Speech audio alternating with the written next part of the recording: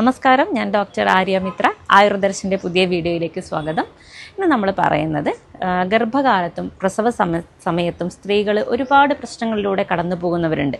അപ്പോൾ കൂടുതൽ പ്രസവശേഷം അധികമുള്ള അമ്മമാരും അനുഭവിക്കുന്ന ഒരു പ്രയാസമാണ് നിപ്പിൾ ക്രാക്സ്. അപ്പോൾ ഇതിന് ചെയ്യേണ്ട അല്ലെങ്കിൽ ശ്രദ്ധിക്കേണ്ട കുറച്ച് കാര്യങ്ങളെ പറ്റിയാണ് സംസാരിക്കുന്നത്. അപ്പോൾ സാധാരണ രീതിയിൽ നിപ്പിൾ ക്രാക്സ് വന്നു കഴിഞ്ഞാൽ ഫീഡ് ചെയ്യാൻ വളരെയധികം ബുദ്ധിമുട്ട് അനുഭവിക്കാറുണ്ട്. അതുപോലെ തന്നെ മുറിവിലൂടെ രക്തം വരെ വരുന്നൊരവസ്ഥയിലേക്കും കാണപ്പെടാറുണ്ട്.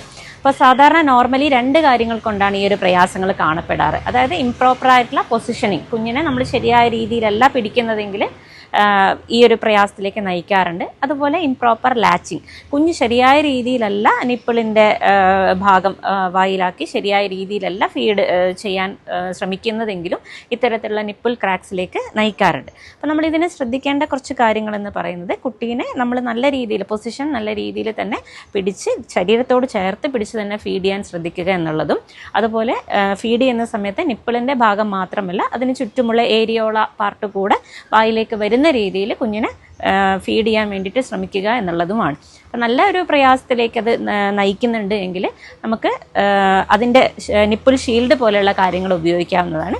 അതേപോലെ വളരെ പെട്ടെന്ന് തന്നെ ഇത് മാറ്റാൻ കഴിയുന്നതാണ് നമുക്ക് നെയ്യ്, വെണ്ണ മുതലായവയുടെ അപ്ലിക്കേഷൻ. അതായത് നിപ്പിളിൻ്റെ ഭാഗത്ത് ഇത് പുരട്ടി കൊടുക്കുക. എന്നിട്ട് ഓരോ തവണ ഫീഡ് ചെയ്യുന്ന സമയത്തും നല്ല രീതിയിൽ കഴുകി കളഞ്ഞ് വാഷ് ചെയ്തതിന് ശേഷം, അല്ലെങ്കിൽ ചൂടുവെള്ളത്തിൽ പഞ്ഞി മുക്കി നിപ്പിൾ നല്ല രീതിയിൽ തുടച്ചതിന് ശേഷം മാത്രം കുഞ്ഞിനെ ഫീഡ് ചെയ്യാൻ ശ്രദ്ധിക്കുക എന്നുള്ളതാണ് അതിലൊരു കാര്യം പറയാനുള്ളത്.